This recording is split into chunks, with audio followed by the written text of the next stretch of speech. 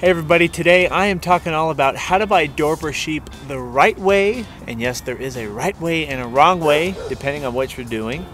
And I'm going to be going over all those options today. If you're new to the channel, welcome. I'm glad to have you. We have done a ton of video about the Dorper sheep already, so I'm not going to get a lot into the details of why Dorpers, because I figure if you're watching this, you're kind of already interested in the Dorper sheep. So I'll skip some of those benefits, but hey, some might slide in because I can't stop talking about Dorper because they're amazing.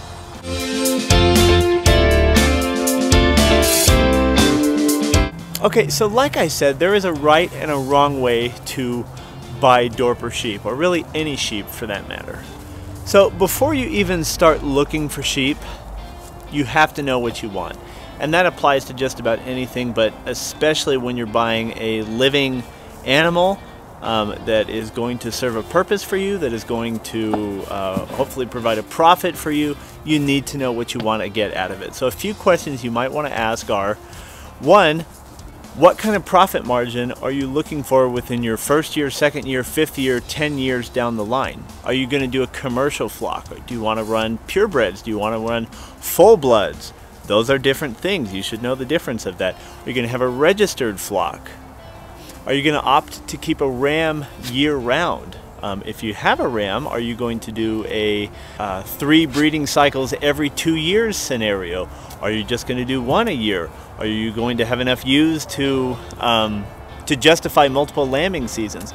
You see what I'm getting at? There's a lot of things that you need to know, and I don't know the answer to your situation. And at the end of this video, I'll tell you more about what my situation is and how I've made this work for me. But for you, let's just start out with talking about where you should look. Before I talk about where you should look, I feel like, speaking of look, I need to apologize for my pasture. It is mid-February, and it's not quite cold enough for there to be snow on the ground, although there's snow in the mountains, and I kind of wish there was snow just because it looks better white than it does this dead brown.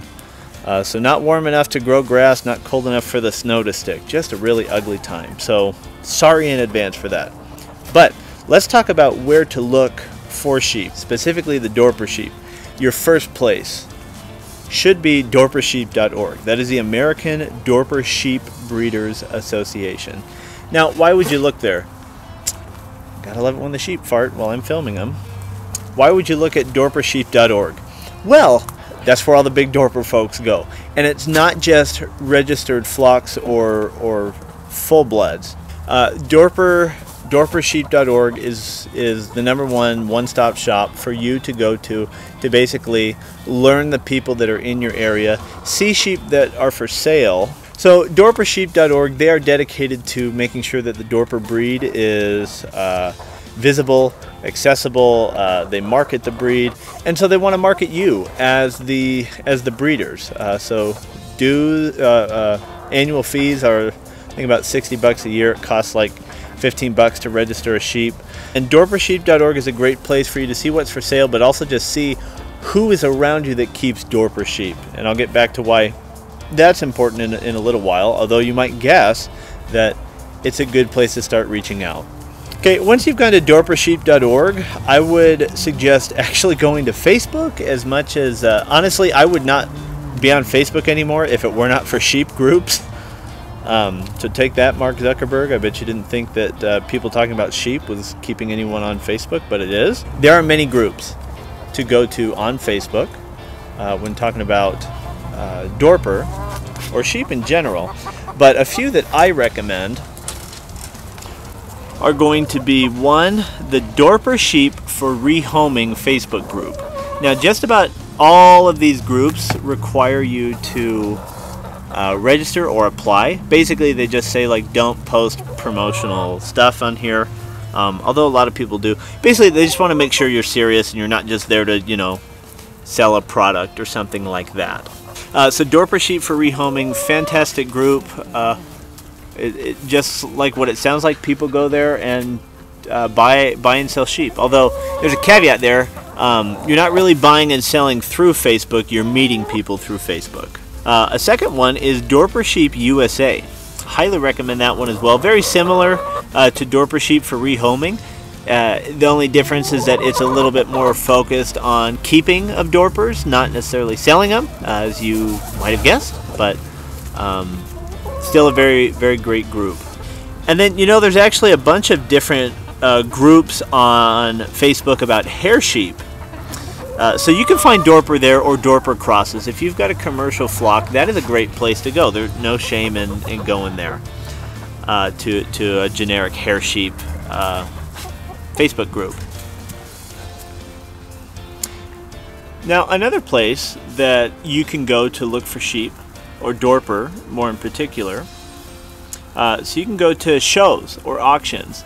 Again, back to dorpersheep.org and the American Dorper Sheep Breeders Association. They put on these wonderful shows that you know, have really great registered flocks that help you you know, find the right sheep for what you're going for. This will probably be the most expensive place you will buy sheep, but also the highest quality. So if you're looking for a ram or a good set of quality ewes to start your own line, going to a show is not a bad idea. So finally, you can buy embryos from South Africa. Now, why would you do that? Well, the Dorper breed was developed in South Africa, and that's kind of where the truest conditions for the sheep are. And so the benefits of buying from South Africa is you get kind of more of these true Dorpers, the ones that have this great parasite resilience, this heat resilience. See, I can't stop talking about the benefits of Dorper, even when this video isn't necessarily about that. But the South African lines are exceptional at that. I will be honest in the fact that I'm not the guy to talk to if you're serious about that. That's kind of above my level of expertise or my level of investment. You can see my whole flock right here. I've got this girl, and I've got these 3 girls. So I've got 4 ewes right now. So I'm not importing embryos right now. But if you're interested in that, drop something in the comments, and there's some people that I can connect you with. Okay, the next item that you should be looking at is know what to look for. Now, I'm not a judge at these shows or anything like that, and honestly their opinions differ a little bit here and there, but for the most part, what you want to look for is a nice stocky sheep. So for example, see this girl right here that's in center frame with the closed black head. See if I can get a profile shot of her. She's a lamb technically. Okay, so she's not even a year old. She's, I think, 9 or 10 months old. But she's just got this great frame, pretty well close to like a flat top line. I would prefer it to be a little bit flatter. Hopefully she's pregnant. She's carrying quite a lot of weight. But what I'm getting at here is with sheep, especially Dorper, you know, you're in the meat sheep business. Okay, so look at the legs. Do you see much meat on their legs? I don't either. The reason why that's important is because pretty much anything below the legs is wasted space. Now, you see, I think I'm like eye level with, I'm flat right now. So you see the one behind her is quite taller. So she is an awesome mother and a really sweet ewe. But she's a little bit taller, honestly, than I would want. Let's get closer to her. So this girl right here, she's a year older, but she's always been taller. These two, thank you for moving. So these two right here and on the right are the same age, roughly, like within a few weeks. And you can see this one on the left is quite a bit taller. So that's not a bad characteristic, but you know, it could affect the carcass yield. She might give more pounds, but she might give more cuts of steak, if that makes sense. So, you know, I don't have anything against the taller breed, but all things being equal, I like kind of this stockier shape right here. Now, ewes and rams, the difference in what to look for in those, it's kind of hard to tell because my girls are all starting to show a little bit on the pregnancy side, but what you want with a ewe is you want this back side right here to be bigger than the front. And you can see that right there. Pretend her gut isn't in the way. I shouldn't say gut. That's very insensitive. I'm sorry, Winifred. So with a ewe, you know, backside bigger than the front side, and with a ram, you want that nice, nice thick front side, basically. So you know where the brisket is on a cow, you want a really pronounced brisket on a ram. Also, and people say this a lot, make sure you look at the testicles of a ram. You want I don't want to get. I want to be scientific and not weird you out, but you want bigger testicles. All things else being equal. And finally, another thing with rams, Dorpers are traditionally polled sheep. However, my first ram, yes, once upon a time I did have a ram. I got rid of him for obvious reasons.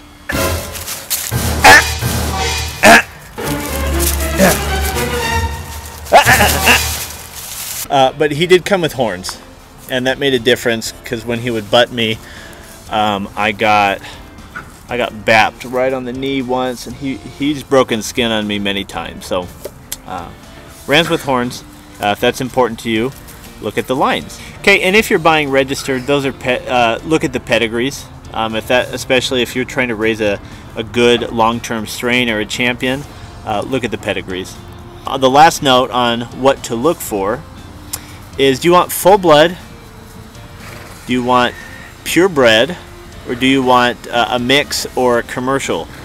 The difference is that a full blood is what these girls are, where you can literally trace their on both sides of the genetics back to the original stock in South Africa. So pretty great. Like this girl right here, who she's my most skittish ewe, but she is a beaut. Like if she was at a show, she could go for over $800, maybe even $1,000. So that's good stuff. Purebred is misleading because purebred means that they are, I think, 7/8 Dorper. Okay, so finally, let me close off with really what my experience has been. So I've always, like, as soon as I decided I wanted to do sheep and I discovered the Dorper, I did not look any farther than that. The Dorper were my sheep. So then came the task of how to find them. Here's how I went about that. I did join the Dorper Sheep for Rehoming Facebook group. Super valuable group. Spend time looking at sheep. I know it sounds weird, but just look at sheep and see if you can start telling differences of sheep, given the things that I've told you. For ewes and rams, you know, make sure your ewe has a nice feminine face. Make sure your ram has a good brisket. Just simple things like that. That makes a big difference. And lean into the group. Like, it's not weird for you to ask in those groups, hey, is this a good sheep or not? Tell me what you think. They'll tell you. Anyway, so that's what I did. I started looking at all these Facebook groups, and then I finally did discover dorpersheep.org. So I did Facebook and then dorpersheep.org. I would do it the opposite. I would start at dorpersheep.org because dorpersheep.org showed me some folks that were near me, and I was surprised to say, oh my goodness, like I've got within 20 miles, I've got a few people that raise Dorper, and oh my gosh, they raise full bloods just like I want to raise. So it was really, really great. I was able to phone a few people, run out and see a few operations, and that's what you have to do. A lot of people, you know, will go to these shows, and I think that there's a lot of benefit to going to some of these shows, but if you're just getting started out, meeting someone near you, try to meet at least 2 or 3 people near you, look at their flocks, talk to them. It's incredibly beneficial. You really cannot beat that level of trust that you get from someone that lives next to you. Also, if they have a flock that's been running in your area for, you know, 10 years or something like that, there's a good chance that you'll get some kind of genetic adaptations over the year that make them more suitable for your area. And the best part is you get to make a little friend that is in close proximity to you, that when you're freaking out because you had a first lamb and you don't know how to do an elaster on it to cut off the tail, they can come over and do that. That's what happened to me. Okay, at the end of the day, you cannot breed a better lamb than the stock that you begin with. So make sure you take the time to find good stock, and even more importantly than that, find good friends that are within the Dorper community. Hey, thanks again for stopping by this video today. I hope it was helpful. If you keep Dorpers and you've got something to add, I want to hear it and the community wants to hear it. So please comment below, because I'd like to learn and more people would like to learn. And if you like the video, give it a like. Please subscribe. We're talking about Dorpers all the time, so if you're interested in Dorpers, this is the channel for you. I'm PJ with the High Mountain Homestead, and I hope I can see you on the next video.